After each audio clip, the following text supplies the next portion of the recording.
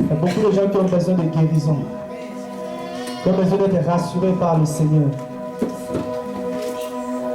Ils ont besoin d'être rassurés que vraiment Dieu est avec eux. Ils ont besoin d'être rassurés que c'est Dieu qui les pousse à faire, à parler. Alléluia. Il n'abandonne pas les justes. Jamais.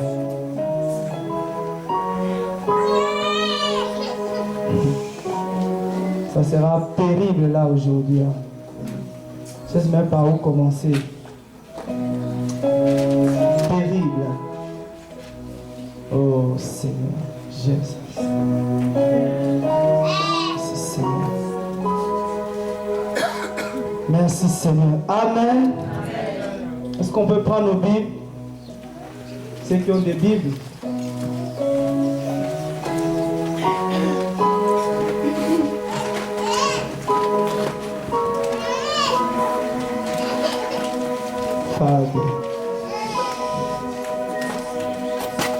Est-ce qu'on peut se regarder?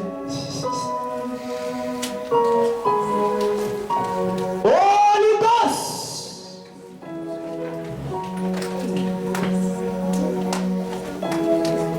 C'est fort, hein? Soyez vigilants. Il y a des gens tout à l'heure qui vont s'écrouler là. C'est fort, hein?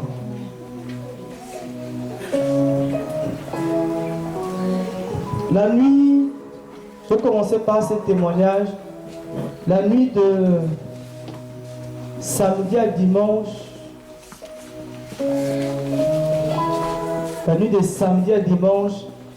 j'étais comme ça dans ma chambre.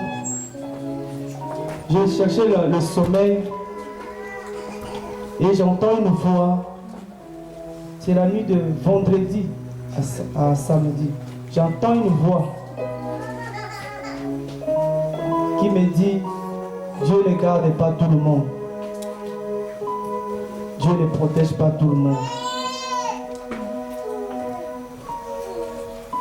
Et quand j'ai entendu cette voix, j'ai dit, bon, c'est quoi cette voix-là encore?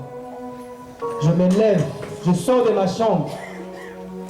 Je vais dans la chambre des garçons. La voix me commence encore. Tu ne sais pas que l'ange de l'Éternel ne campe pas autour de tout le monde. Alléluia. L'ange de l'Éternel ne campe pas autour de tout le monde. Et l'ange de l'Éternel ne campe autour de ceux qui craignent l'Éternel.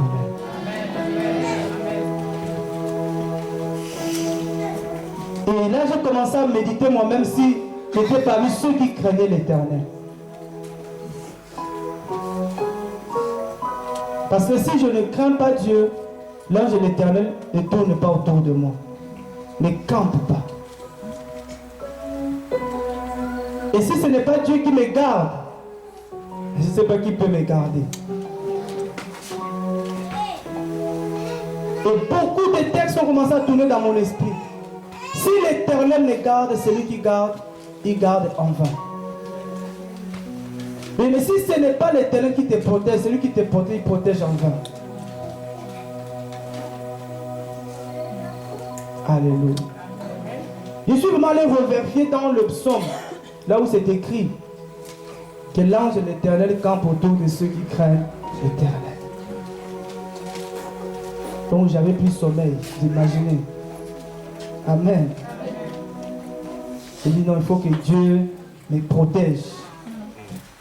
Amen. Et on avait souligné un jour ici que craindre l'Éternel ne veut pas dire avoir peur de Dieu. Parce que nous, on n'a pas peur de Dieu. Dieu est notre Père. On ne peut pas avoir peur du Père. Amen. Mais la crainte de Dieu, nous dit Proverbe, c'est la haine du péché. Il ne faut pas confondre la crainte là et la peur. Amen. Donc voilà, ça c'était vraiment quelque chose que j'avais reçu comme ça. Et c'était fort Je dis, il faut que je partage avec vous. Eh bien, mais si tu ne crains pas Dieu, l'ange de l'Éternel ne campe pas autour de toi. Tu es sans sécurité. Et si tu veux avoir la sécurité de Dieu, 24 heures sur 24, tu dois avoir la crainte de Dieu. Amen. Tous ceux qui n'ont pas Dieu, c'est des morts vivants. C'est des morts vivants. Amen. Amen. Gloire au Seigneur. Que Dieu nous bénisse. Donc on va continuer notre exhortation. Et en passant, je voulais aussi dire aux gens, beaucoup de gens pensent que le psaume a été écrit, c'est David qui avait écrit ça. Hein? Il n'y a pas que David qui a écrit le psaume. Il y a beaucoup de personnes qui ont écrit le psaume. Moïse aussi a un psaume là. Amen. Il faut aller vérifier bien.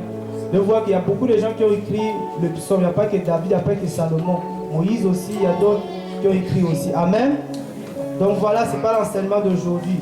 Et aujourd'hui, nous allons continuer à partager sur comment résister à la tentation. C'était notre sujet, on a dit on va finir ça. On dit que je commence, je ne finis pas, mais vraiment je veux finir ça. Comment résister à la tentation?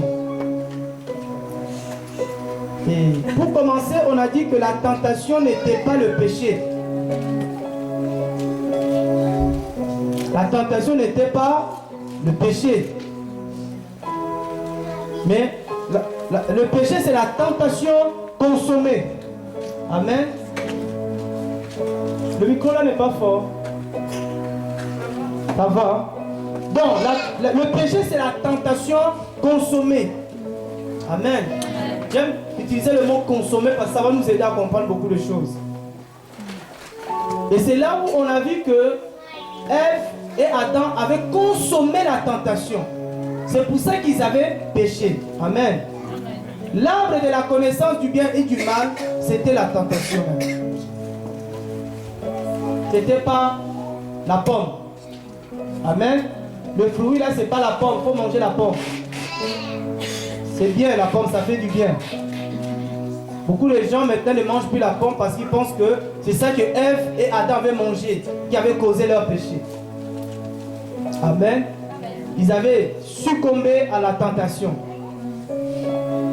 Et que tous les jours, nous aussi, tous les jours, nous sommes tentés. Si tu n'es pas tenté, c'est que tu n'es pas un homme. C'est que tu n'es plus de ce monde.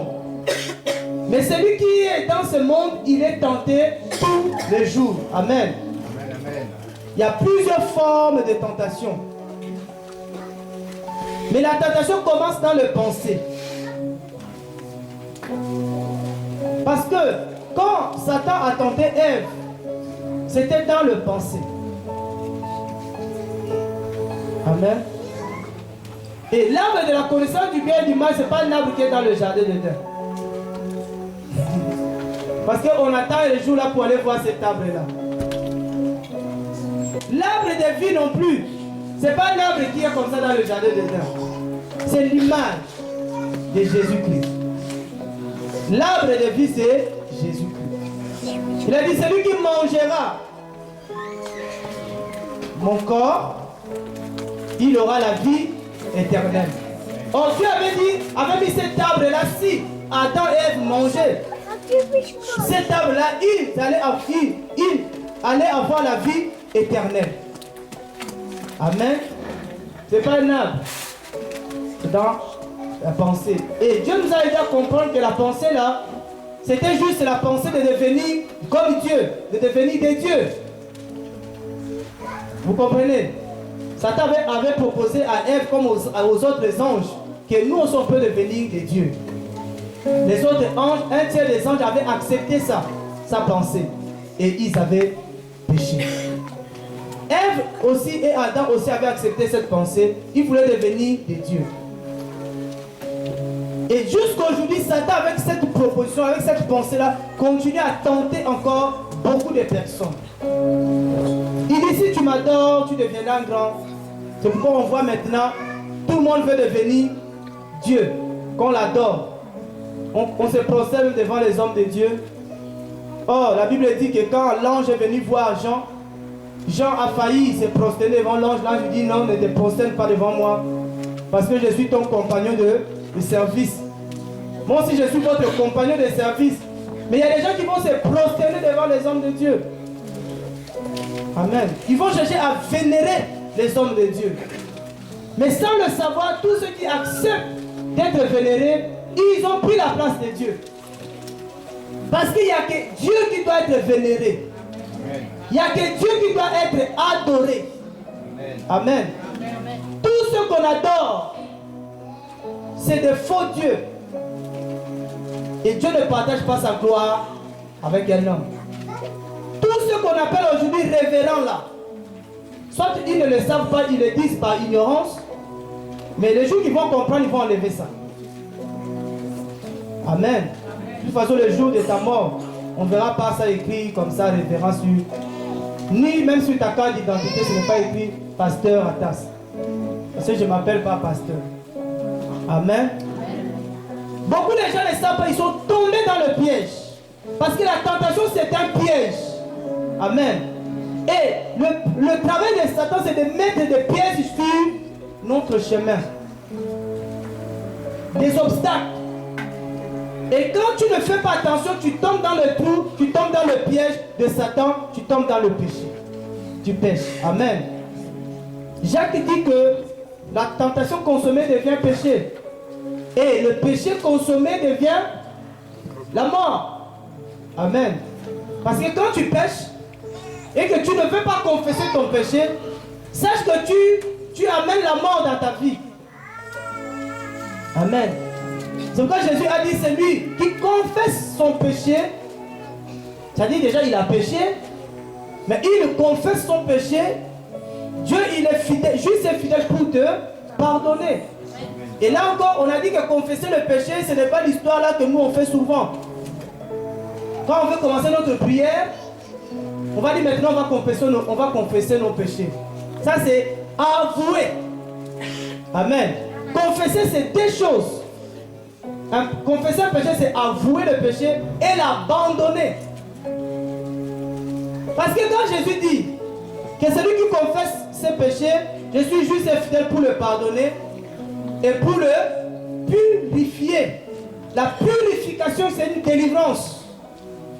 Or dans Proverbe 28, il dit que celui qui avoue ses péchés, ses transgressions et les abandonne, il obtient la délivrance. Amen.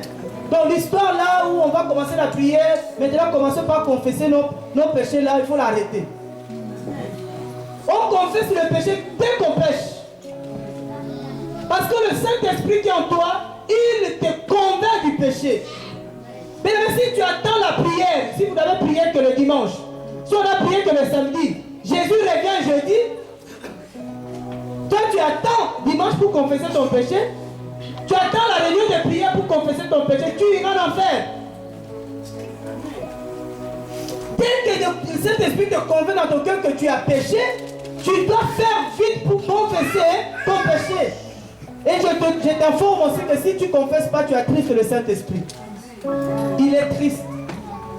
Amen. Tu dois faire cet effort-là. Souvent, ce qu'on doit faire quand on commence nos réunions de prière, avant de commencer nos réunions de prière, on doit confesser les péchés les uns les autres. Cela ne veut pas dire que je viens te parler de mes péchés. On n'est pas des prêtres ici. Le prêtre, les grands prêtres, c'est Jésus-Christ. À qui nous devons confesser nos péchés. Bien, mais ne viens pas confesser ton péché chez moi. Parce que quand tu viens me parler, peut-être que tu vas aussi me piéger. Moi aussi j'ai un cœur de l'homme. Peut-être quand tu vas me dire, je vais aller dire à mon ami. Et l'ami de mon ami, il va mener ça plus loin. Beaucoup de gens aussi tentent leurs responsables comme ça. Je vois que mon péché là passé, il faut que je te le dise. Pour que je fasse quoi? Je ne suis pas celui qui ôte le péché du monde. Je ne suis pas celui qui purifie le péché du monde. Amen.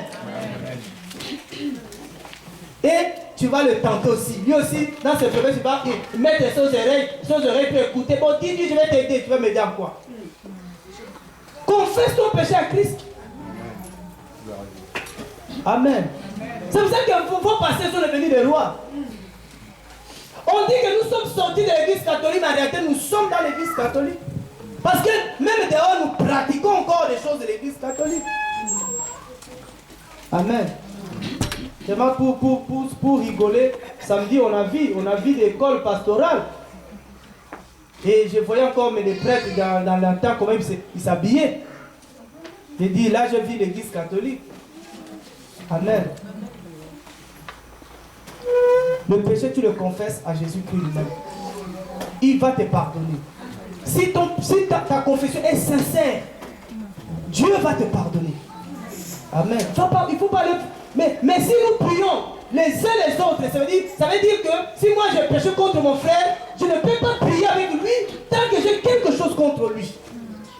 Je dois le voir et dire, frère, pardonne-moi parce que ça. On se pardonne et on prie ensemble et Dieu nous pardonne et là on peut prier.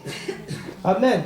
C'est ça qu'on doit faire dans nos réunions, c'est-à-dire confesser les uns les autres. Quand tu as un problème avec ta soeur, bien aimé, où tu vas dormir seulement. Parce que 2 heures ou 3 heures dans la prière, tu as gaspillé ton temps.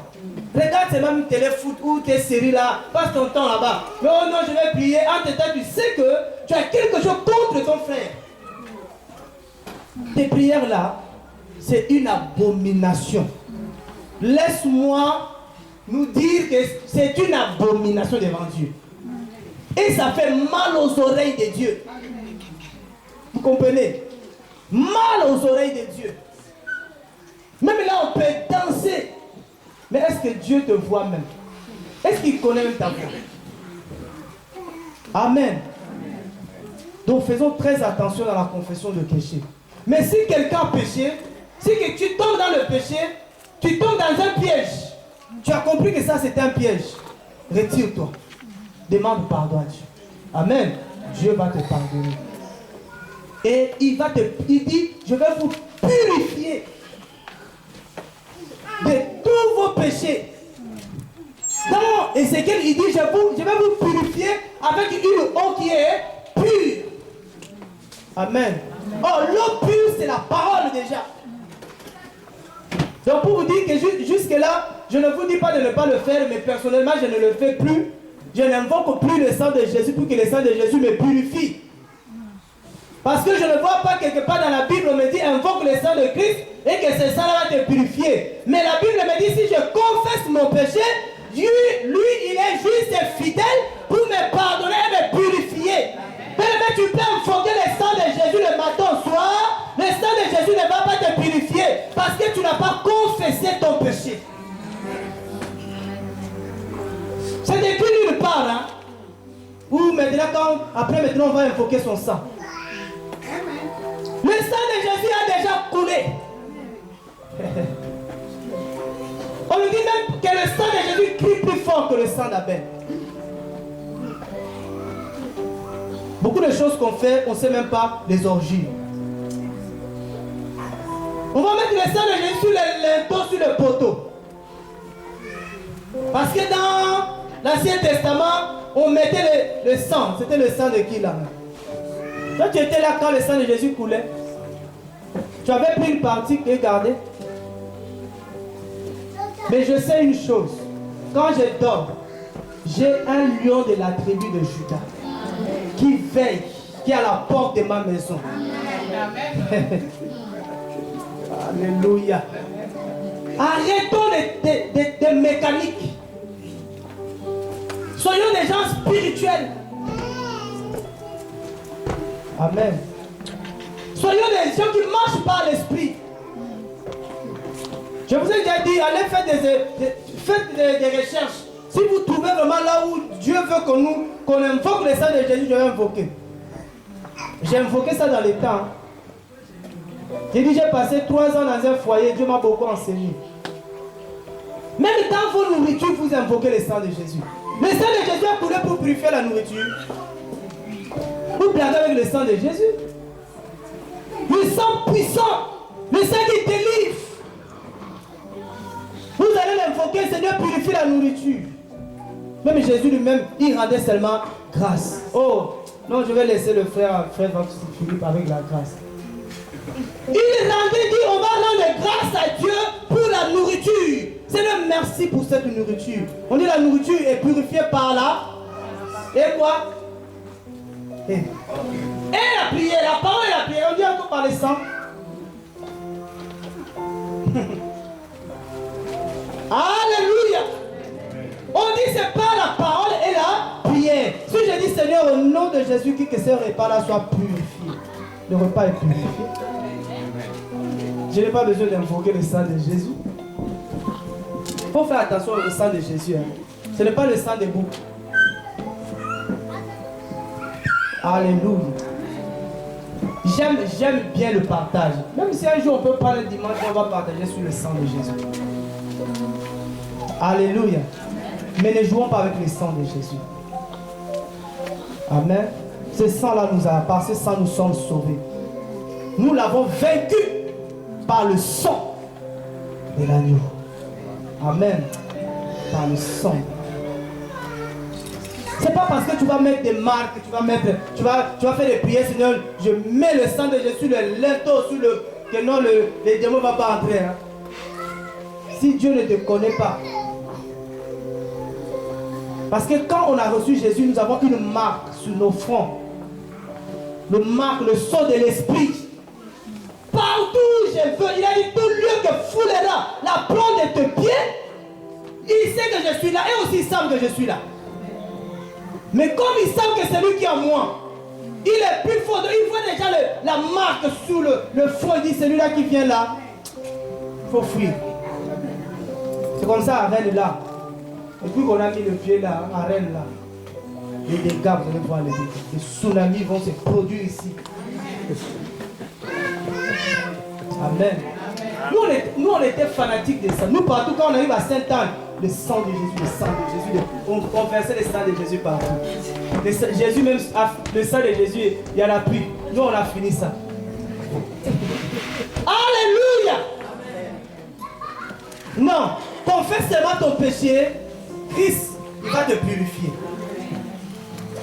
Il va te pardonner, il va te purifier.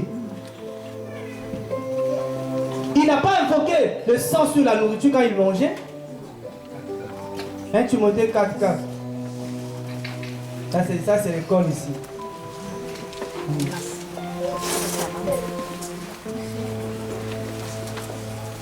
Car toute créature de Dieu, bon, dans ma version on dit créature, mais là-bas.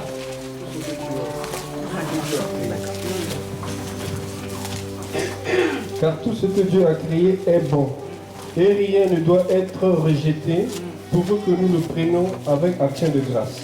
Amen.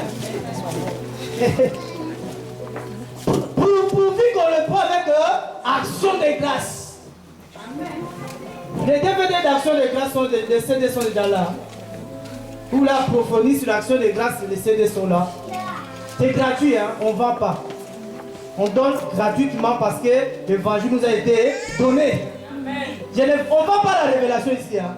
Même les DVD à la fin, mais pas aujourd'hui, hein, parce que l'équipe n'est pas encore capable de donner directement. La semaine prochaine, on te donne hein, gratuitement. Quand vous allez à Château-Rouge, vous voyez les gens qui vendent, dire, mais frère, pourquoi tu vends l'évangile? Dieu t'a donné la révélation gratuitement. Donne aussi gratuitement. Pourquoi ils vendent des DVD? Ils vendent ça cher. Un DVD, si vous allez sur le site internet, nous devons on achète 100 DVD à combien? 12 €. Mais ils vous vendent un DVD à 12 €. Vous voyez le bénéfice. Hein? Si ce n'est pas des entreprises que vous êtes en train de soutenir. Amen. On dit, mais le frère là, s'il parle comme ça, il vit comment? Par la grâce. Éphésiens 4. Alléluia. Éphésiens 4. J'aime choquer. Hein? J'aime réveiller les esprits. Comme ça, moi, ça va aller. Les gens vont aller chercher. Est-ce qu'il a vraiment raison? Je ne dis pas que j'ai raison. Hein? Ici, il faut être chrétien comme chrétien de béret. Amen. Va vérifier les frères là. Est-ce que vraiment il n'est pas en train de nous éloigner de la vérité? Éphésiens 4. Comment résister à la tentation? Je vais commencer à partir du verset 17 jusqu'au verset 27. Je vous dis donc, je vous conjure de la part du Seigneur de ne plus vous conduire comme le reste des gentils qui suivent la vanité de leurs pensées. Ayant leur entendement obscurci des ténèbres et étant éloignés de la vie de Dieu à cause de l'ignorance qui est en eux par l'endurcissement de leur cœur, lesquels ayant perdu tout sentiment se sont abandonnés à la dissolution pour commettre toute suite à qui on ferait pis. Mais vous n'avez pas ainsi appris Christ. Si toutefois vous l'avez écouté et si vous avez été enseigné par lui, selon que la vérité est en Jésus. C'est vrai que vous dépouillez le vieil homme quand à la conversation précédente, lequel se corrompt par le convoitise qui séduisent. Que vous soyez renouvelés dans l'esprit de votre entendement et que vous soyez revêtus du nouvel homme créé selon Dieu, en justice et en vraie sainteté. C'est pourquoi, ayant dépouillé le mensonge, parlez en vérité chacun avec son prochain, car nous sommes les membres les uns des autres. Si vous vous mettez en colère, ne péchez point, que le soleil ne se couche point sur votre colère. Et ne donnez point lieu au diable. Ne donnez point lieu au diable. Ne donnez point accès au diable. Amen. C'est ça notre sujet. Ne donnez point accès au diable. Ne donnons point accès au diable. Amen. Amen. Cela veut dire que, bien aimé, c'est nous-mêmes qui donnons accès au diable. Le diable ne peut pas forcer la porte de ton cœur et entrer dans ta maison. Amen. Il ne peut pas entrer dans ta maison si toi tu ne lui donnes pas l'accès. Tu es le chef de la maison. Tu as la clé de ta maison. Personne ne peut entrer chez toi s'il n'a pas la clé de ta maison. C'est pourquoi la Bible l'appelle le voleur. Amen. Il va chercher quand tu vas laisser la porte ouverte pour qu'il entre chez toi et voler dans ta maison. Amen. Tout ce que Dieu nous a donné, notre vie, nous appartient. Il n'a pas le droit. Mais c'est quand tu lui donnes accès, il entre et il vole. Amen. Amen. Il entre et il vole. Et comment nous donnons accès? C'est quand nous acceptons ces séductions, ces tromperies, ces pensées. Amen. Quand nous acceptons, il peut envoyer la colère. Mais la Bible dit que tu ne te couches pas, que le soleil ne se couche pas sur ta colère. Vous voyez déjà. Cela ne veut pas dire que bien, on ne s'énerve pas. Si, il nous arrive de s'énerver, et encore. Mais quand je m'énerve, je dois me ressaisir. Je ne dois pas laisser l'ennemi entrer dans mon cœur. Amen. Parce que la colère va engendrer beaucoup de choses. La colère va amener l'amertume, va amener beaucoup de choses dans ton cœur. Amen. Il vient par une seule porte. Mais dès qu'il entre chez toi, il va inviter beaucoup de personnes. Des cousins, des cousines vont venir de la colère. Vous comprenez? Mais que personne ne dise un jour, comme Ève avait dit, c'est le serpent qui m'a séduit. Le ministère du serpent ancien, parce que ce n'est pas le serpent l'animal, mais le ministère du serpent ancien, c'est de séduire les nations. Et aujourd'hui, Dieu n'a pas mis encore fin à la séduction. Amen. C'est-à-dire que jusqu'à la fin, même après l'enlèvement, les gens seront encore séduits. Après l'enlèvement, il va encore séduire. Même quand il sera arrêté pendant 1000 ans, après qu'il soit relâché, il va encore tenter de séduire. Il ne sait pas faire autre chose que séduire. Amen. Il séduit les nations. On dit qu'il est plus rusé. Il prépare bien ses coups. Il il connaît peut-être tes faiblesses. Et il va venir te tenter. Amen. Ève, quand Ève était tentée, Ève pouvait résister à la tentation. Mais elle n'avait pas résisté à la tentation. Preuve même que Jésus, quand il a été tenté, il a résisté à la tentation. Amen. Jésus avait résisté à la tentation. Il lui a proposé le royaume. Il a dit non, je n'ai pas besoin du royaume. Je suis le roi des rois. Alléluia. Il lui a proposé le pain. Il a dit l'homme ne vivra pas seulement du pain. Mais maintenant qu'on vient te proposer, il y a beaucoup de ministères qui sont séduits comme ça. Quelqu'un viendra nous proposer, il dit frère, voici l'enveloppe. Tu sois mon pasteur. Nous, on a été tentés comme ça avec ma femme. Par beaucoup d'églises qui voulaient que je sois leur pasteur. J'ai dit non. On n'achète pas le ministère. Alléluia. On n'achète pas le... Pourquoi vous voyez l'argent? À cause de l'argent, beaucoup de ministères sont détruits aujourd'hui. Si quelqu'un, moi je sais que c'est toi qui donnes l'argent, donc je ne peux pas dénoncer ta vie. Or nous là, on doit être libre. Le poisson dans l'eau. Personne ne doit me... Si tu me bloques, c'est fini. Il faut que je respire. J'ai dit, si je deviens votre pasteur, c'est vous qui allez me contrôler, me donner des ordres, me dire ce que je dois prêcher. Ça ne marche pas comme ça avec moi. Amen. Et beaucoup de ministères aujourd'hui sont séduits. Et personne ne voit Satan. Personne ne voit Satan. La Bible dit dans 1 Pierre 5:8, il rôde autour de nous. Amen. Ça veut dire que bien aimé, ce que je vais te dire aujourd'hui, c'est que Satan rôde autour de toi. Tous les jours, Satan cherche par comment et comment te séduire. Amen. Amen. Mais tu ne le vois pas. Il va envoyer ses agents. Amen. Et toi, il y a beaucoup de pasteurs, il a envoyé l'argent, il a envoyé maman, beaucoup sont tombés. Beaucoup, il a envoyé seulement une femme. Beaucoup sont tombés dans les femmes aujourd'hui. Ils sont déjà KO là. KO. Il reste que la colle. Tombés déjà. Parce que Satan sait que ce qui détruit le ministère, un ministère, c'est l'impudicité. C'est l'argent. C'est l'orgueil. Amen.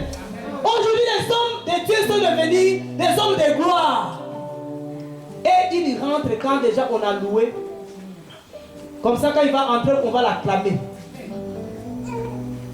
Ah non, nous on est tous ici serviteurs. Nous sommes tous ici des serviteurs, des servants de Dieu. J'arrive, j'arrange aussi les chaises. Amen. Je ne demande pas à quelqu'un de venir essuyer mes chaussures. Amen. Parce que ça mène l'orgueil. L'onction, bien aimé. L'onction, c'est bien, non? Mais si tu ne fais pas attention à l'onction, tu entres dans l'orgueil. Tu vas penser que c'est toi qui guéris. Tu vas penser que c'est toi qui opère le miracle. Venez recevoir le miracle. Moi, si j'avais l'onction de miracle, j'ai commencé d'abord à faire ça dans ma famille. Avant de vous donner. Comme je n'ai pas ça, c'est lui-même qui donne à qui il veut. Amen. Ne pense pas que tu as l'onction, que tu peux donner aux gens quand tu veux. C'est Dieu qui distribue, la Bible dit. Amen. Donc quand c'est lui qui aspire au ministère, tu dois faire attention à l'orgueil, tu dois faire attention à l'argent, tu dois faire attention à l'histoire des femmes. Amen. C'est pas que je te soupçonne, non. Mais pour me protéger, je ne viendrai pas chez toi seul. Je ne te soupçonne pas, mais pour me protéger, te protéger aussi. Amen. Parce qu'on ne sait pas. On ne sait pas. Celui qui entre dans le cœur de quelqu'un, c'est le diable. Tu n'avais pas aussi l'intention, mais il vient en toi, il entre. Je ne pense pas que tous ceux qui sont tombés ont voulu tomber. Non. Mais peut-être ils n'ont pas su se protéger. Je ne dis pas qu'ils étaient faciles. Parce que nous, aujourd'hui, nous sommes prévenus. Amen. Ah non. C'est pas, vraiment, je vous dis, je ne soupçonne personne. Mais pour nous protéger, on fait comme Jésus, il a envoyé 2 par 2. Je pense qu'il avait raison. Il dit, tu vas chez Marthe là? Non, non, Jean. Amen. C'est pour éviter de tomber dans le piège.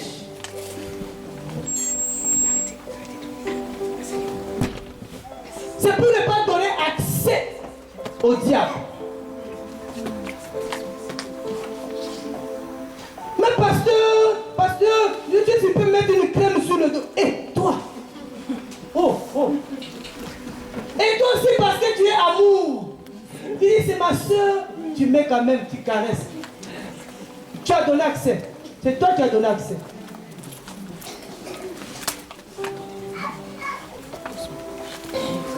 Pasteur, tu ne me fais pas des saints baisers. Il n'y a pas de frère ici pour faire les saints baisers. Amen. Faisons attention. Ne donnons pas accès. Nous-mêmes accès. Amen. Voilà pour tout, même des sœurs là. Tu vois un conseil qu'on donne si tu vas évangéliser, sœur, cherche à évangéliser plutôt une sœur. C'est un conseil, hein. Ce n'est pas une loi.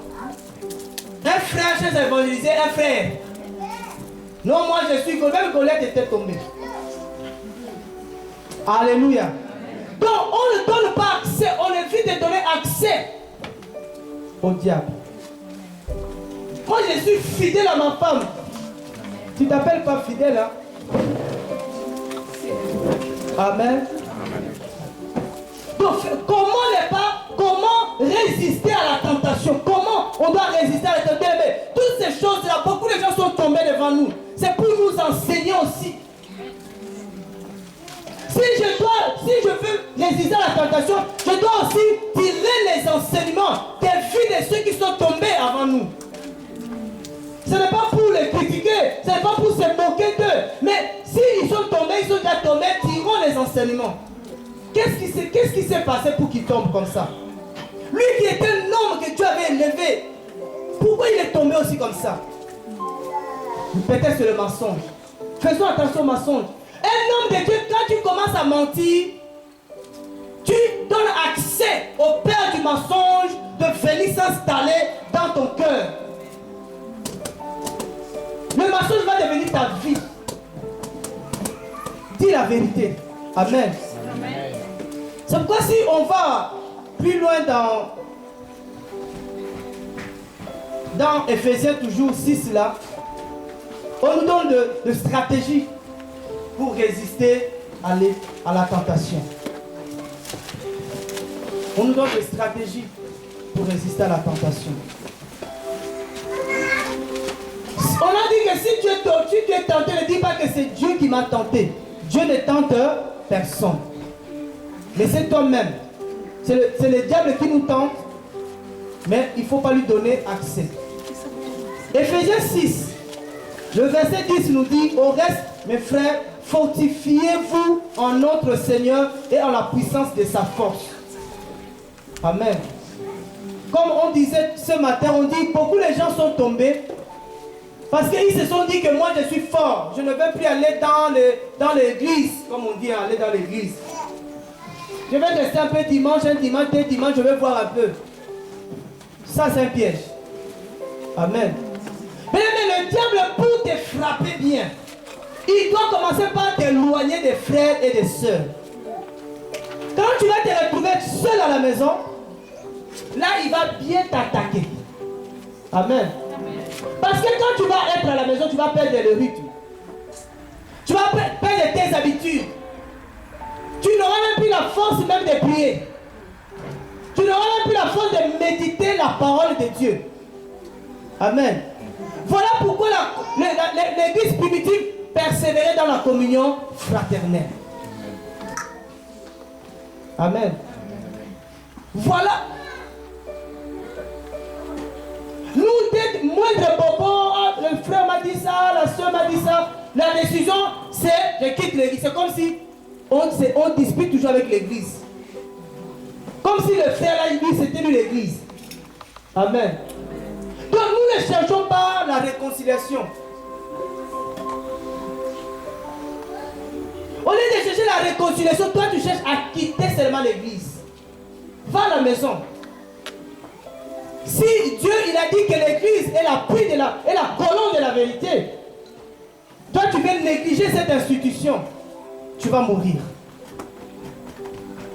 Tu vas tomber dans le péché. Amen. On a besoin les uns les autres. La Bible dit fortifiez-vous. On a besoin de se retrouver. De temps en temps, partager, se fortifier. Pour ne pas tomber dans le piège de l'ennemi. Parce que ce que moi je vois, peut-être toi tu ne le vois pas. Ce que toi tu vois, peut-être moi je ne le vois pas. Mais parce qu'on est ensemble, tu peux me dire ça. Me dis frère, attention, il y a un trou là. Amen. C'est pour ça que Dieu il a mis en place ces corps-là. Le bras a besoin de la bouche. La bouche a besoin du bras. Amen. Et même la main a besoin des yeux pour voir où il met quelque chose dans la bouche. Dieu, il a fait un corps. C'est pour ça ma prière, bien aimée, c'est que dans notre église, que nous ayons tous les ministères. Il y a quelque chose que j'ai remarqué aussi beaucoup maintenant, c'est que quand on consacre quelqu'un, on consacre que le pasteur. Comme si les autres ministères n'existaient plus. Tu es qui pasteur? Pasteur. Donc dans une église, il n'y a que le pasteur. Cette église-là est malade. Amen. Je prie que notre église soit comme l'église de Corinthe par rapport aux dons, pas par rapport aux autres. Amen. C'est-à-dire qu'il y ait des évangélistes, qu'il y ait des apôtres, qu'il y ait des docteurs, qu'il y ait des prophètes, qu'il y ait des pasteurs, qu'il y ait des gens qui exhortent, qu'il y ait tous les dons. C'est ça une église bénie. Amen. C'est ça un corps. Si tout le corps bien aimé n'était que le règne, tu es un monstre. Si tout le corps n'était que la bouche, tout le monde dans l'église veut être celui qui parle. C'est pour ça que ça ne va pas dans le corps, ça ne va pas dans l'église. Moi aussi je dois prêcher, moi aussi je dois enseigner, moi aussi. Donc tous ici on enseigne. Qui va arranger les chaises? Qui va jouer, je ne sais pas, qui va arranger ceci, cela? Amen. L'église c'est un corps. Amen. Bien-aimé, cherche à être un membre d'un corps. Ne cherche pas à être un corps. Mais être un membre dans un corps. Et tu dis que moi aussi je suis important. Dans les jours à venir, on va voir un peu la communion fraternelle en question, c'est quoi? Parce que aussi beaucoup de gens aujourd'hui ne se sentent plus dans le corps. Parce qu'ils disent, mais si je suis membre, à quoi je sers? Là, le membre est méprisé, le membre est rejeté. Amen. C'est pour ça que vous voyez que beaucoup de gens n'arrivent pas à rester dans nos églises. Parce qu'il y a un mépris. Il y a un mépris. Et quand il y a le mépris engendre le rejet. Amen. Mais je promets, mais on va parler quand même sur la communion fraternelle. Vous allez voir que la communion fraternelle, ce n'est pas le fait de manger ensemble ou de se donner des saints baisers. C'est beaucoup plus fort que ça même. La communion fraternelle. Amen. C'est important. L'église, c'est important. Avoir un corps, être membre d'un corps, c'est important. Et si l'ennemi, c'est que l'ennemi va chercher à te détacher du corps.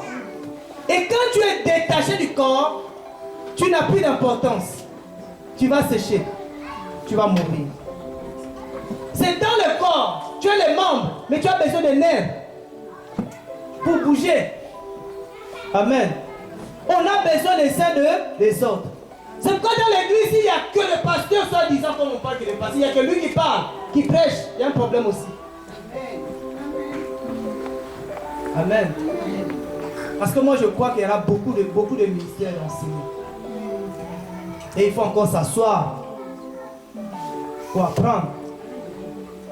Ne viens pas me dire quel est mon ministère, parce que je ne te dirai pas quel est ton ministère. Mais à travers tes fruits ici, on verra quel est ton ministère.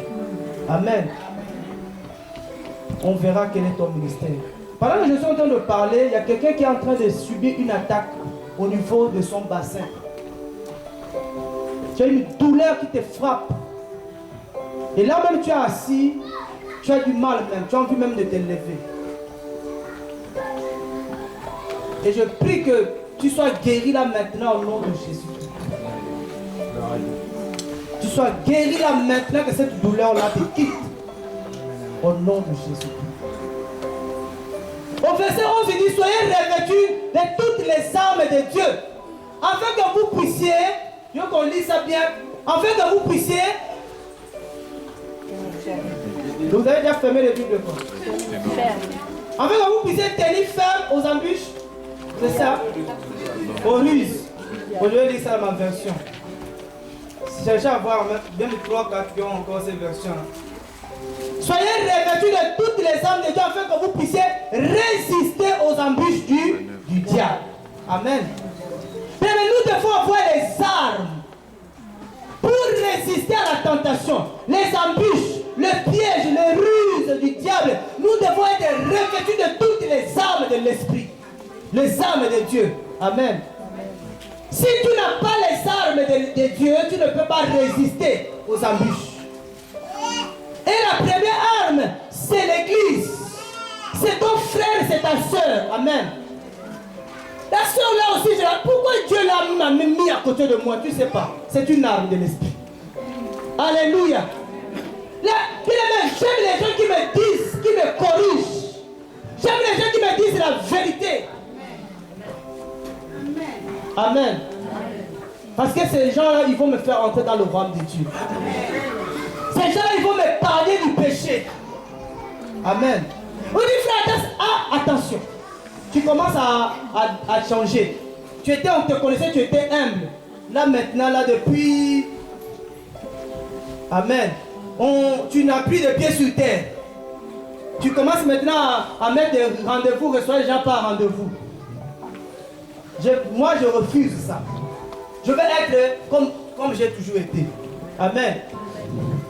Vous comprenez? Nous devons être revêtus des armes de Dieu. Mais si nous tombons facilement dans les embûches, des fois parce que nous n'avons pas les armes. Parce que tu négliges ce frère-là, tu dis, lui là, qu'est-ce qu'il peut voir? Qu'est-ce que lui a des yeux pour voir même? Est-ce que lui-même Dieu lui parle? Donc toi tu connais les gens à qui Dieu parle. Amen. Peut-être celui que tu négliges là, lui il a une relation avec le Seigneur, Dieu lui parle. Amen.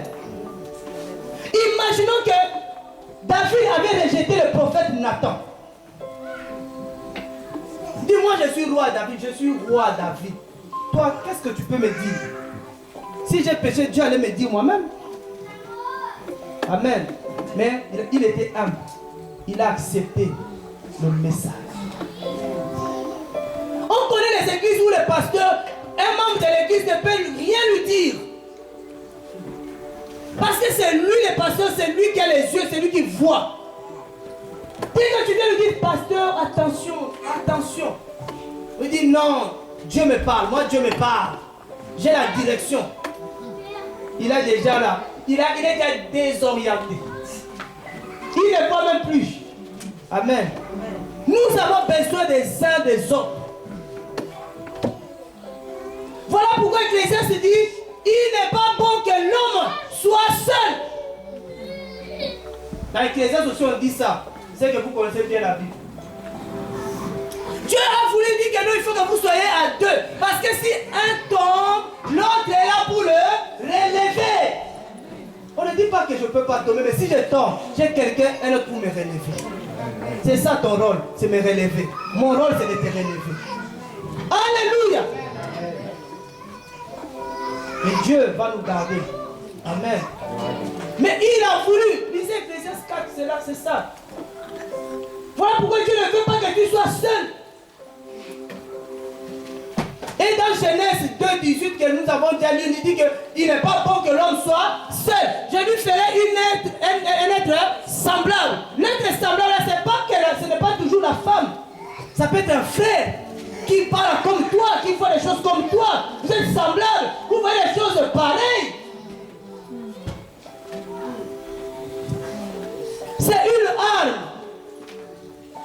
Voilà pourquoi tu es toujours debout, tu ne tombes pas. Parce que autour de toi, il y a des gens qui te soutiennent. Amen. Mais notre combat, c'est pour résister. C'est pour dire on a deux sortes de combats.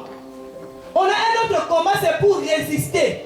Et l'autre combat, c'est pour attaquer, c'est-à-dire pour aller annoncer l'évangile. Quand nous annonçons l'évangile, nous serons confrontés à des territoriaux, à des esprits, à des démons. Mais quand nous allons là-bas, bien aimé, nous allons vaincre parce que celui qui a nous le plus fort.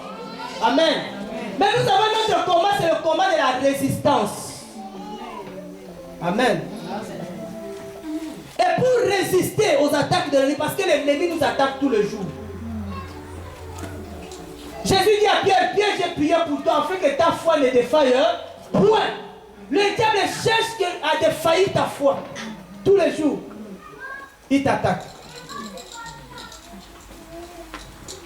Et au verset 13, il dit, c'est pourquoi prenez toutes les armes de Dieu, afin que vous puissiez résister au mauvais jour, et après avoir tout surmonté, demeurer ferme. Soyez donc fermes, ayez vos restes de la vérité, étant revêtus de la cuirasse de la justice. Mais c'est déjà l'arme, c'est la vérité. Le piège d'abord que le diable va mettre devant toi, c'est le mensonge. Amen. C'est pourquoi je dis toujours à mes frères, à mes soeurs, évitons le retard. Le retard. Dès qu'on va te poser seulement la question pourquoi tu es en retard, tu vas mentir. Tu ne vas jamais nous dire la vérité pourquoi tu es en retard. Tu vas mentir et en montant comme ça, tu pêches. Amen. Donc pour ne pas tomber dans ce piège-là, je fais tout pour être à l'heure, ou même avant l'heure. Pour tu es en retard, au lieu même de garder la bouche, de fermer la bouche, mais tu veux seulement te justifier de ton retard. Et je dis toujours que le retard est un esprit impur. Donc tu as besoin de la délivrance. Ah oui. Quelqu'un me disait c'est pas vrai. Je dis si ce n'est pas vrai, donc c'est que le retard est un Saint-Esprit. Donc le Saint-Esprit n'est jamais en retard. À 10 heures il est là. Et je l'aime pour ça. Parce que j'aime pas le retard. Et c'est pour ça qu'on travaille ensemble. Ah, donc on dit non frère, oui tu as besoin de la délivrance frère. Pour que tu ne sois plus en retard. Toi-même si tu ne veux pas entrer dans ta chambre, dis Seigneur délivre-moi du retard. Mais c'est comme ça on a dit que beaucoup de gens vont rater la nuit des noces. Parce que tu seras en retard, l'époux à minuit arrive, toi tu es en retard, tu vas aller chercher une vie où? Parce que tu as marché toujours avec un esprit de retard. Dans ta vie, tu vas voir, il y aura une conséquence de retard. Et tu t'étonnes que dans ta vie, il y a toujours de retard. Mais c'est l'esprit. Il n'y a que deux esprits. Ou c'est le Saint-Esprit qui est avec toi, ou c'est un autre esprit. Ah oui. Mais le retard va engendrer le mensonge. Le mensonge, quand il s'installe, il va amener il a beaucoup de cousins. Famille nombreuse. Tu vas voir que beaucoup de péchés, parce que la Bible a dit que quand un esprit vient, il va chercher d'autres esprits. Vous voyez que le retard, des fois, c'est un peu normal. Hein? Mais quand il amène de façon, c'est normal. La Bible dit qu'il va chercher un esprit encore plus méchant que le mensonge. Tu vas voir, tu vas devenir colérique, toi qui étais bien. Parce que quand on te dit tu mens, après ça t'énerve. Pierre, même tu sais, je t'aime, même tu sais. Ah Seigneur, tu sais toi-même. C'est-à-dire, tu vas devenir, mais pourquoi tu me demandes? Toi, tu es qui pour me poser ces questions-là? Pourquoi tu es en retard? Tu vois, tu changes, tu deviens arrogant. Quand tu étais quelqu'un de tout. Parce que tu as compris que le frère là commence à te déranger avec cette histoire de retard. Et moi, je te dérangerai toujours. Moi, si tu veux travailler avec moi, mets une montre. Si tu n'as pas une montre, tu dis, je vais te donner ma montre. Mais ne viens pas en retard. Et quand tu viens en retard, la première des choses, mets-toi à genoux, commence à confesser ton péché. Parce que la louange là ne va pas monter pour toi. Je vous dis la vérité. Hein. Vous pensez que Dieu la louange, quand tu fais la louange, tu cries. Même si tu joues avec tous les instruments, tu penses que c'est ça qui va plaire à Dieu? le frère nous a dit, ce n'est pas les actions de grâce comme ça qui plaisent à Dieu. C'est quand il y a l'huile. Quand il n'y a pas l'huile, ton action de grâce là, ça ne va pas monter. Hein? Vous pouvez aller, comme on dit, il y a des églises où vraiment on dit ça bouge. Mais des fois, Dieu n'est même pas là. Élie dit, il pensait que quand il y avait un tremblement de terre, Dieu était là, il a dit, Dieu n'est pas là. Mais quand c'était tout, Dieu était là où c'était calme. Nous devons faire des bruits, mais Dieu n'est pas là. Amen. Amen. Dieu n'est pas là dans le... Dieu n'est pas là. Dieu n'est pas là.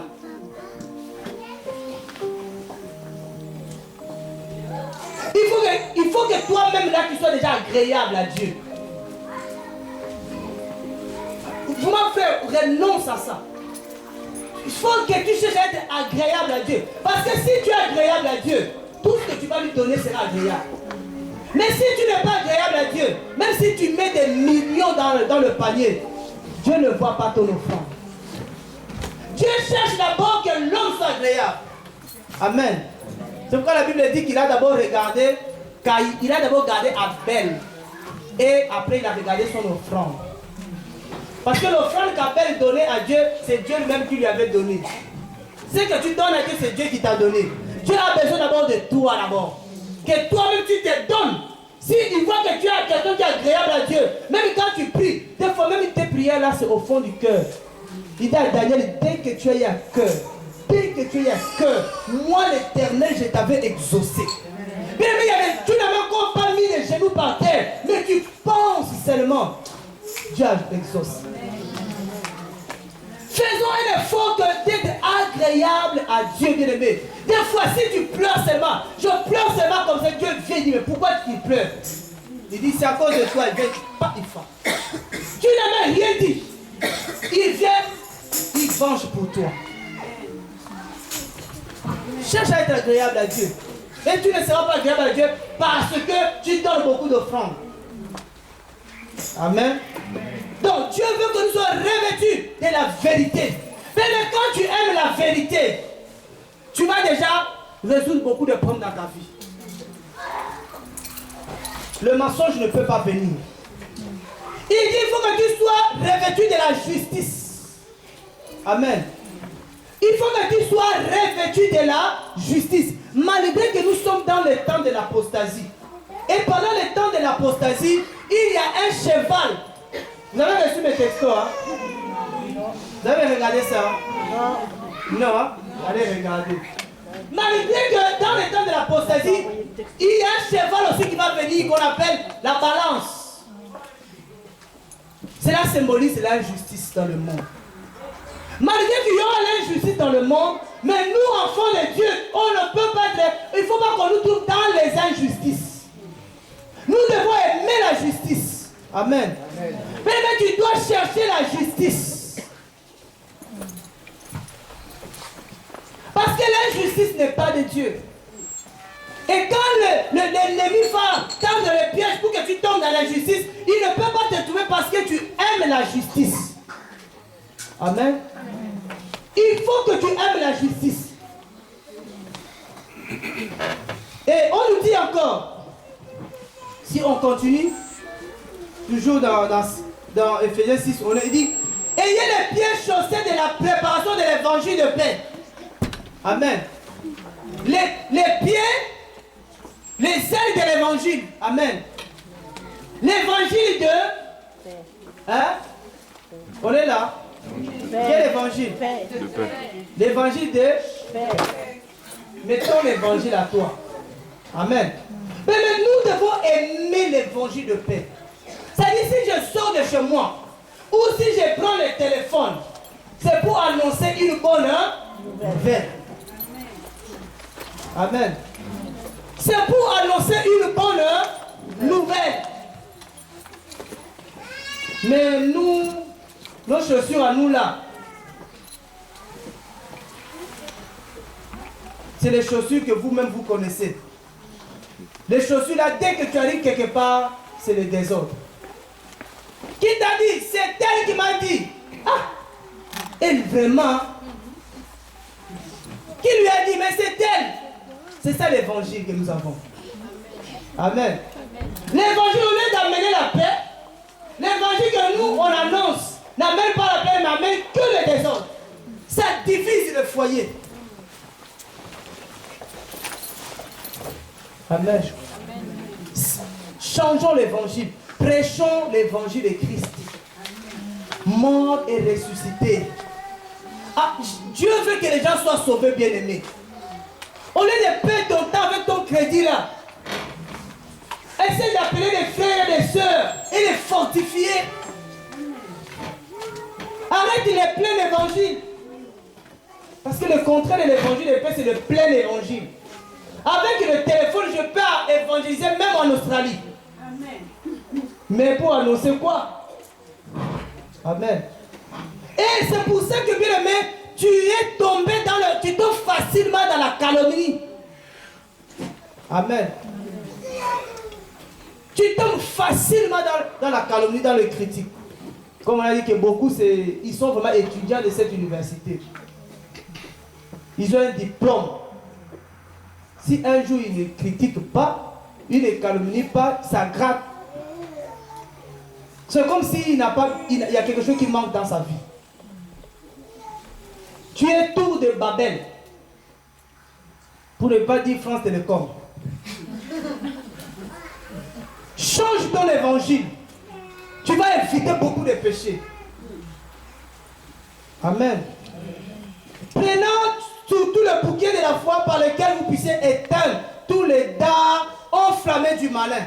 Prenons aussi le casque du salut et le pain de l'esprit qui est la parole de Dieu. Amen. Amen. La foi qui est le bouclier. Le casque du salut. C'est l'assurance du salut. Et ça aussi, on est là dans l'église. On se dit chrétien, mais beaucoup de gens n'ont pas l'assurance du salut. Beaucoup. Beaucoup sont là pour poser la question si tu es sauvé. On a posé un frère une question si tu es sauvé, il dit, il n'y a que Dieu qui le sait. On dit si Jésus vient aujourd'hui, est-ce que toi tu iras avec lui? Ça c'est Dieu qui le sait. Frère, tu es entré dans un bus, tu ne sais même pas où ce bus va. Amen. Tu dois savoir si tu as la vie éternelle, oui ou pas. Tu dois le savoir. Et si tu n'as pas cette assurance, tu seras emporté par l'ennemi. Amen. Tu dois savoir si tu as la vie éternelle, oui ou non. Tu ne peux pas vivre étant chrétien et ne pas avoir l'assurance de ton salut. Voyez. C'est pour ça que quand nous péchons, il vient encore ajouter. Il dit laisse seulement, laisse seulement. Toi là, Dieu t'a déjà oublié. Voyez. Et tu ne sais pas que non, je peux parler à ce Dieu-là, il peut me pardonner mes péchés. Parce que j'ai été sauvé du péché. J'ai été sauvé de cette loi du péché de la mort. Aujourd'hui, si je pêche, je peux confesser mes péchés. Oh, je te bénis. Donc, on a besoin de l'épée de l'esprit. La parole de Dieu. Amen. C'est à dans les pièges, quand nous sommes tentés, quand nous sommes séduits. Mais si nous voulons résister à l'ennemi, nous devons brander la parole. Nous devons montrer la parole. Amen. Et la Bible dit mon peuple périt faute de connaissance. C'est-à-dire nous sommes égarés, nous sommes facilement séduits. Nous sommes trompés parce qu'on n'a pas la connaissance de la parole. Il va venir nous donner une pensée. Tu acceptes cette pensée-là parce que tu n'as pas la connaissance de la parole. Amen. Il va venir te dire, frère, tu sais que toi aussi tu peux devenir pasteur. Toi aussi tu as les épaules pour diriger un groupe. Tu vas sortir là, tu vas mourir. Amen. Peut-être toi, Dieu ne t'appelle pas ça. Tu peux faire autre chose que ça. Amen. Il va te mettre une pensée de rébellion, tu l'acceptes aussi. C'est la première fois qu'on m'avait proposé de devenir pasteur dans une église. Heureusement que j'étais vraiment préparé. Et ce qui m'avait sauvé, c'est un passage qui est dans Juge. Et dans le livre de Juge, on dit que les arbres étaient venus, ils voulaient élire un roi. Les arbres voulaient élire un roi. Vous voyez? Alors ils allaient chez les arbres. Il vient chez tel arbre, il dit, est-ce que tu ne veux pas devenir roi? Parce que nous, les arbres, il n'y a pas un roi pour les arbres. Il n'y a pas un arbre qui est roi là. Donc, les arbres voulaient un roi. Amen. Et ils vont aller chez les autres arbres. Ils vont aller chez Olivier. Ils vont aller chez la vigne. Ils vont aller chez Figuier. Ils vont aller. Tous ils disaient, on va prendre ça vite fait. Mais tu peux aussi être tenté. Tu dis que tu vois le frère, c'est là, toi aussi tu peux faire comme lui. Tu vois tel sœur, toi aussi tu peux faire comme lui. Juge 9.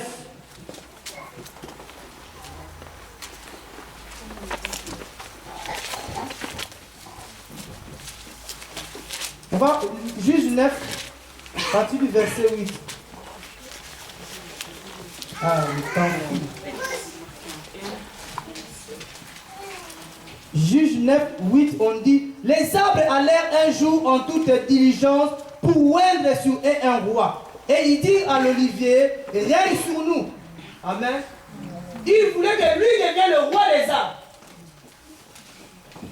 Mais l'olivier leur répondit, mais ferait-on quitter ma Grèce par laquelle Dieu et les hommes sont honorés, afin que j'aille m'agiter pour les autres arbres? Et lui, il avait compris son importance. Il dit que ma fonction, c'est donner de la graisse. Amen. Je n'ai pas besoin de devenir le roi des arbres. Ce que je fais me suffit. Amen. Puis les arbres dirent au figuier, viens toi et règne sur nous.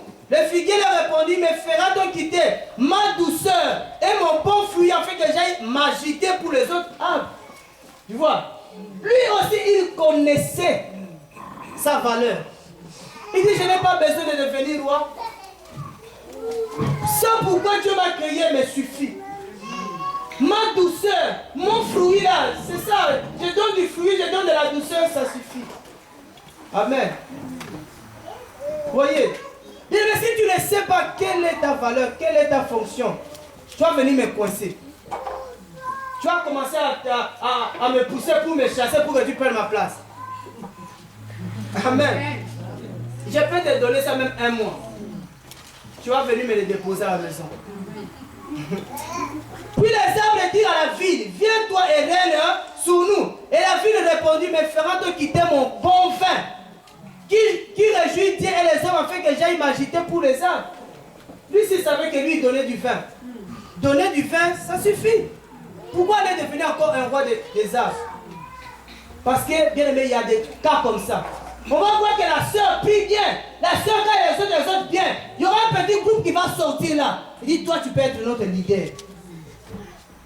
C'est comme ça que beaucoup les hommes sont établis pasteurs sur les hommes. Ce n'est pas Dieu qui les a établis. Quelqu'un venu, viens, sois notre pasteur. Viens, sois notre responsable. Viens, dirige-nous. Aujourd'hui, il t'invite. Demain, il va te dire, c'est nous qui t'avons établi. On ne veut plus de toi aujourd'hui. Mais si c'est Dieu qui établit, personne ne peut enlever, personne ne peut déraciner, personne ne peut t'ôter parce que je lui dis, je vous ai choisi et c'est moi qui vous ai établi.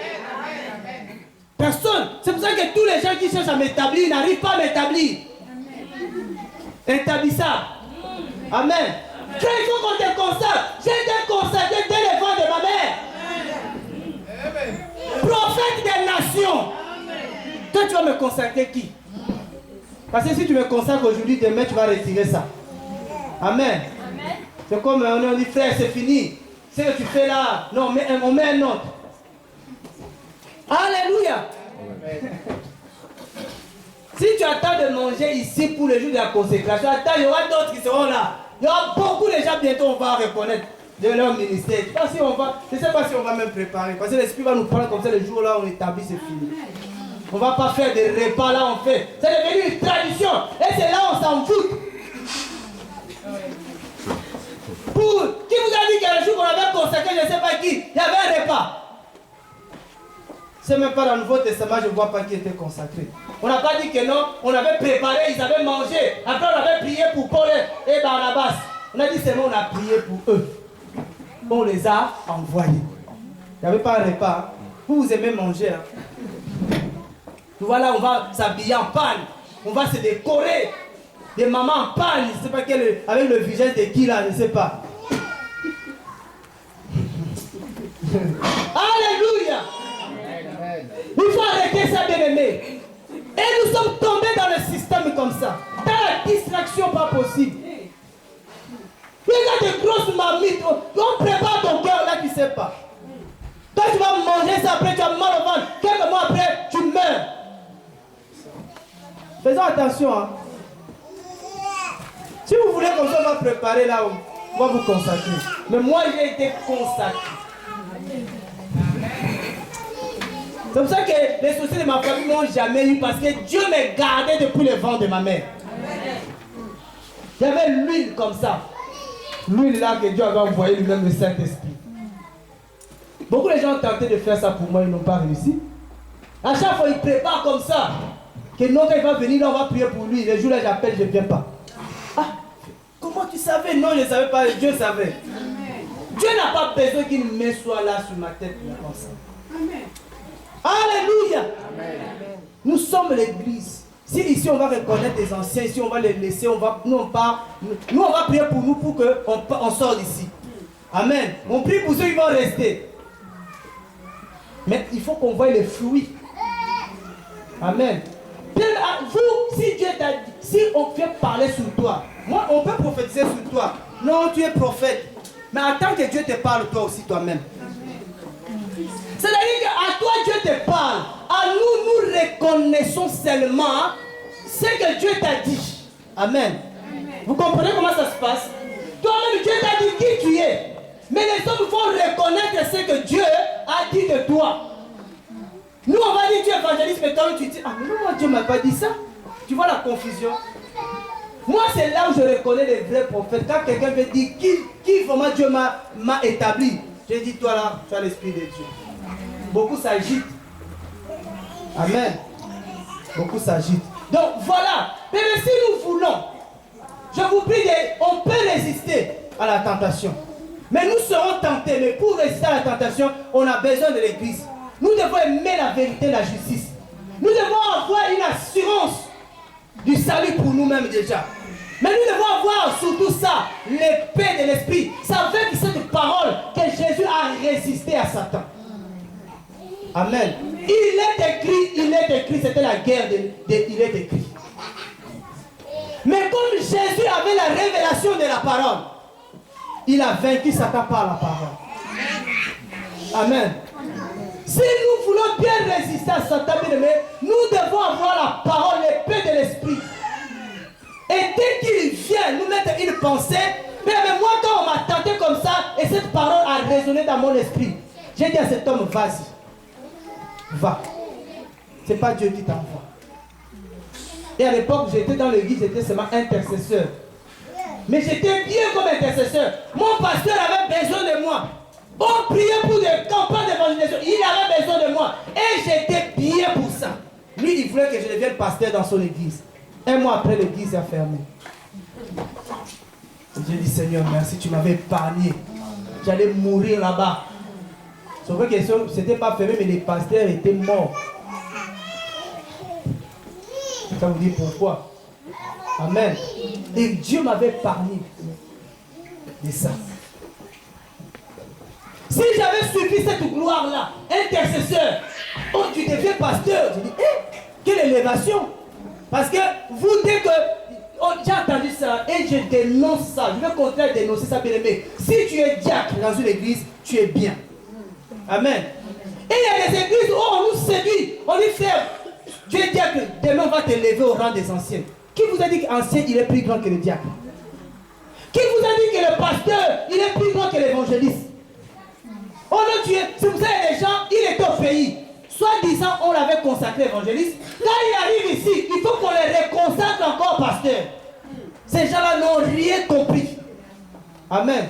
Si tu es évangéliste, reste évangéliste. Je connais des évangélistes comme Timothée qui ont fait l'œuvre apostolique.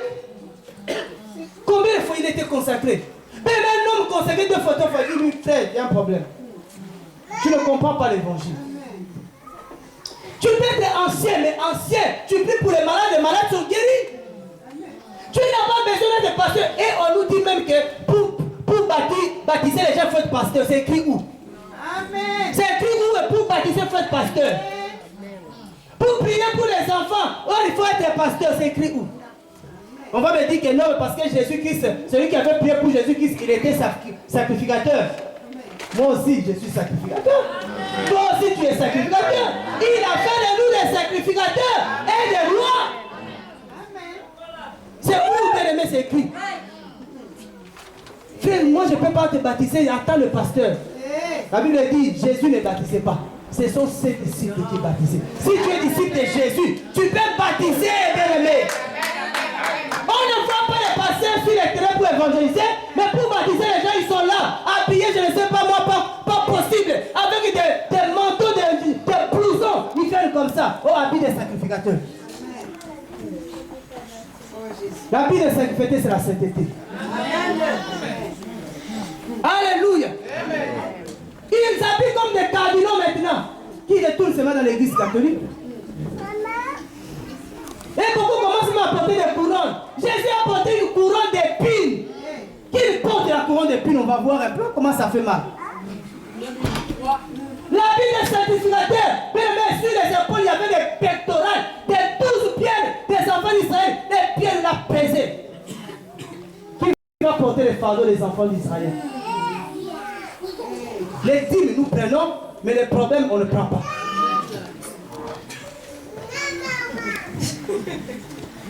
Ils sont pasteurs quand il s'agit de la dîme. Mais quand il s'agit d'intercéder pour un enfant de Dieu qui souffre, il va préférer manger. Ils ont tous des gros ventres. Mais ces gens-là gênent même. Hein? Ils mangent. Toi, tu es là, l'intercession, on va venir à l'intercession, voilà l'intention de prier. Toi, tu vas prier. Mais les pasteurs, ils rentrent, ils dorment chez lui. Mais à la fin du mois, la dîme, c'est lui qui prend. Et il faut continuer à leur donner des dîmes. C'est pour ça qu'ils sont beaux, ils s'habillent chic, ils ont de belles choisies. Toi, tu marches avec je ne sais pas quelle babouche. Ils ont de belles voitures, 2 ou 3. Ils achètent des maisons. Toi, tu continues à louer des voitures au foyer. L'église primitive, ils mettaient tout ensemble. Personne ne disait que ceci est pour moi. Et ils les partageaient. Voilà pourquoi ils étaient simples. Et ces gens-là ne tombaient pas. Ils avaient compris qu'il fallait être simple pour ne pas tomber dans le piège de l'argent. Et j'ai compris une chose que j'ai vu dans la Bible, que nulle part dans la Bible, Dieu avait demandé aux enfants d'Israël de donner l'argent aux sacrificateurs. Parce que Dieu voulait les protéger. Il donnait la dîme, il dit la dîme du cumin, des fruits. Parce qu'il ne voulait pas que les sacrificateurs touchent à l'argent. Parce que l'argent est séduisant. Dîme du bleu, mais va lui donner la dîme du bleu, il ne va pas te recevoir. Il va te maudire en face. Il sème seulement l'argent. Il y avait l'argent à l'époque. Et pourquoi Dieu n'avait pas dit donner la dîme de l'argent? Il dit quand tu amènes ta dîme, tu arrives devant les temples, si tu ne peux pas apporter, tu vends, dès que tu achètes. Dieu ne voulait pas qu'on donne. Hein?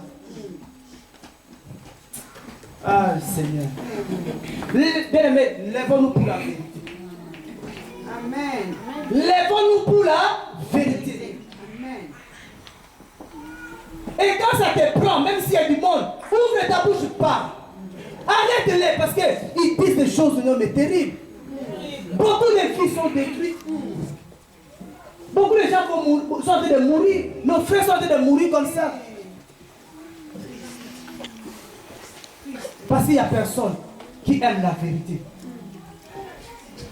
Amen. Nous devons parler. L'église est enfermée. Nous devons dénoncer.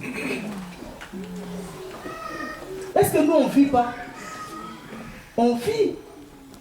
Tu vivras aussi, tu serviras le Seigneur. Le Dieu qui est venu nourrir. Et lui va te nourrir, frère. Il va te nourrir. On minimise la puissance de Dieu. Que Dieu est capable d'envoyer un ange, un corbeau pour venir te bénir. L'offrande de dédicace, l'offrande de ceci, l'offrande de cela, l'offrande de cela, l'offrande de ça. Ah! Beaucoup vont fermer leurs églises ici à Rennes. Amen. Amen. Beaucoup vont fermer. Parce qu'il n'y a que l'argent. Ils prêchent pour l'argent. Ils ne prêchent pas pour autre chose. Et à cause de l'argent, nous sommes tombés. Parce que si tu me donnes l'argent, je vais prier que pour toi. Quand celui qui donne l'argent, on fait des prières de 30 minutes pour lui. Celui qui donne moins, on fait des prières de 1 minute pour lui. C'est pas normal. Quelle injustice. Tu donnes, tu ne donnes pas, on prie pour toi. C'est ton problème. Si tu as donné, tu ne donnes pas, c'est ton problème. Le jour que tu vas comprendre, tu vas donner. Le jour que tu auras, tu vas donner. Et beaucoup de gens sont dans le découvert. Vous êtes dans le découvert. Parce que tu dis que Dieu, j'ai donné à un homme de Dieu. Celui qui bénit Abraham, Dieu le bénira. Mais celui qui donne la semence au semeur, c'est l'Éternel. Il t'a donné quoi pour donner à Abraham? Toi, tu vas prendre le découvert. Le découvert, ce n'est pas pour toi. Et c'est pourquoi on a dit que beaucoup vont rester à l'enlèvement à cause des dettes.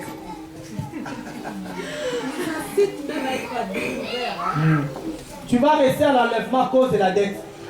Tu vas rester pour payer la dette. Tu vas vivre la tribulation parce que tu aimes les dettes. Le découvert, c'est pour la banque, c'est pas pour toi. Amen. Il ne faut pas qu'on tombe dans le piège. Ne donnons pas accès.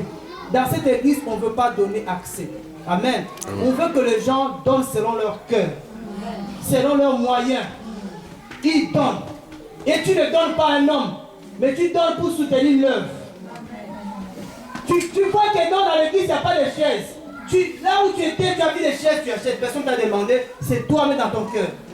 Tu vois que dans l'église, non, on a besoin de décorer l'église, même l'église. La salle, alors, tu viens même toi-même, tu décores. C'est toi-même, tu es béni. Il faut qu'on te demande, frère, viens arranger les chaises. Il faut la maison de ton père, ta propre maison. Il faut qu'on te demande quelque chose. Mais c'est que tu n'as pas compris. Parce que vous avez vécu des temps de dictature, des temps de révolution. Vous voulez toujours qu'on continue à vous dicter. Et beaucoup ont besoin d'être délivrés, surtout nous les Africains, on a besoin d'être délivrés de l'esprit de dictature. Nous savons de dicter toujours. Frère, je fais quoi? Donc, il y a des gens même ici, hein, à la fin même, ils vont me demander, je fais quoi? Et tu ne vas pas faire ici. Parce que vous savez dicter. Ah oui. Frère, je fais quoi? Qu'est-ce qui manque dans l'église? Frère, tu ne vois pas. Tu n'as pas les yeux pour voir ce qui manque. Ou tu n'as pas prié, Dieu ne t'a pas dit ce qui manque ici. Tu veux que moi je te dise? Ah non, je ne te dirai pas. Moi, à la fin de je finis, moi, si je commence à arranger, parce que je vois qu'il faut arranger. Mais oui. Je fais quoi? Cette question-là ne me pose plus. J'ai dit, toi là, tu viens de quel côté du pays? Tu aimes la dictature. C'est pour ça que je vois beaucoup d'Africains maintenant, ils regrettent que Kadhafi soit délogé. Ils disent, non, il était un dictateur modéré. Nous aimons les dicter. Même pour prier, on te dit, lève-toi. Frère, toi-même tu sais que celui que tu adores, il est le roi des rois, le Seigneur des seigneurs. Il faut qu'on te dise, lève-toi. Hé, frère, tu n'as pas encore compris. Qui tu pries, qui tu adores. Tu n'as pas encore compris. Il faut qu'on te dise, à genoux. Il faut qu'on te dise, lève-toi. Il faut qu'on te dise, nous allons danser maintenant. Ah, Jésus. Tu n'as pas encore compris. Il faut qu'aujourd'hui tu sois délivré de cet esprit de dictature. Et vous venez avec ça dans les églises. Vous aimez dicter. Oh non, la soumission. Mais la soumission, ce n'est pas l'esclavagisme. La soumission veut dire sous la mission. Ça ne veut pas dire l'esclavagisme. Le peuple n'est pas soumis. Non, le peuple est là pour être sous ta mission, te soutenir. Moi, toi qui? Moi, c'est moi le pasteur ici. C'est mon église. Moi, tu me dis ça, je te laisse avec ton église. Amen. Alléluia. Il ne faut pas qu'on te dicte. La Bible dit que, moi je dis, j'ai compris dans la Bible, 2 Corinthiens 3, 17, il dit que là où il y a l'Esprit de Dieu, il y a la liberté. Quand on adore Dieu, moi j'adore mon Dieu. Je n'ai pas besoin de celui qui est à côté de moi. Amen. Je regarde si seulement il y a l'espace pour ne pas le gêner. Mais je danse, s'il faut bouger, je bouge pour Jésus. Non,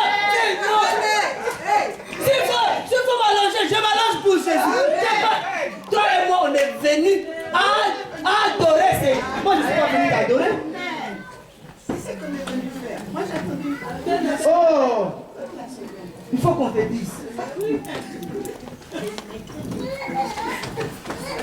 Ouvre tes yeux. Si tu penses que tu es avec nous, entre, participe. Viens me voir, non, frère. Moi, j'ai quelque chose là que Dieu m'a mis dans mon cœur. J'ai envie de partager. Frère, on te donne le micro, tu partages. Mais si tu dis des mensonges sur les champs, dis-toi qu'on va te corriger. Ici, là même, tu ne vas pas sortir ici. Tu vas nous dire des hérésies ici. Bible à l'appui. La blague pas, hein? Tu vas penser que tu vas faire des discours et partir. Nous salir ici, nous empoisonner ici. On va te corriger ici. Mais on te donne le micro. Amen. Amen. Ah oui. On veut la liberté. Tu sens que non, tu veux travailler pour le Seigneur. Engage-toi. Mais si tu ne veux pas, reste là. Le jour que tu vas comprendre, tu vas te lever. Même pour évangéliser, bien aimé, il n'y a pas que samedi. Tous les jours, quand tu sors, à moins que toi tu ne sors plus, hein, mais quand tu sors, ouvre ta bouche et tous les jours les gens meurent. Il n'y a pas que le samedi que les gens meurent. Tous les jours. C'est-à-dire qu'il y a des gens qui attendent que samedi pour évangéliser. Amen. Et si tu veux vraiment bien, il faut veiller. Si tu ne veux pas tomber dans résister à la tentation, il faut veiller à ce que tu manges. Il faut veiller à la parole, bien aimé. Jésus dit dans Matthieu 26, 41, veillez afin que vous ne puissiez pas tomber dans la tentation. Il faut veiller, il faut veiller. Veiller. Veiller, ce n'est pas seulement le fait de ne pas dormir. Hein. Mais il faut veiller comme les chrétiens de Béret. Il faut veiller à ce que tu manges. Même si c'est le frère à tasse, même si c'est le frère Fred, même si c'est Kizito, frère Caleb, il faut veiller. Parce qu'on ne sait pas où il a passé même son samedi là. Il faut, ce n'est pas un péché de veiller. Ce n'est pas un péché d'examiner la parole. À la lumière même de la parole. Amen. Il faut prier le Seigneur. Il faut que nous devons avoir les habitudes de nous consacrer. Consacrer la journée, dit Seigneur, je te laisse cette journée. Garde-moi de la tentation. Protège-moi. Comme il dit dans Matthieu 6, 13. Garde-moi de la tentation. Protège-moi. Amen. Nous devons avoir les habitudes de prier pour la journée. Parce que si il y avait les embûches, Dieu va les ôter. Amen. C'est important. Si nous veillons, si nous prions, si nous gardons, parce que la Bible dit, si la bouche qui parle beaucoup ne manque pas de péché. Amen. Et si nous ne veillons pas, nous allons tomber dans le péché. Essaye un peu de, sois prompt à écouter, lent à parler. Tu parles beaucoup. Et pour rien. Tu n'as rien à dire, non, je dis, j'ai rien à dire. Amen. Amen. Je n'ai pas besoin d'inventer un discours pour te faire plaisir. Amen. Amen. Veillons et prions. Amen. Et comme ça, nous allons résister à la tentation. Et fortifions-nous les uns les autres. Si tu vois quelque chose, une tâche derrière le dos de ton frère, va le voir, dis-lui, et le frère va enlever ça. S'il n'enlève pas, c'est ton problème. Personne n'est plus meilleur que l'autre ici. On est tous pareils. Amen. Mais on va parler, quand on parle de la communion fraternelle, vous allez comprendre comment on peut vivre ensemble. Parce qu'on a du mal à vivre ensemble. On a du mal. Amen. Donc voilà vraiment que Dieu nous bénisse. Que Dieu nous bénisse. Au nom de Jésus-Christ. Amen.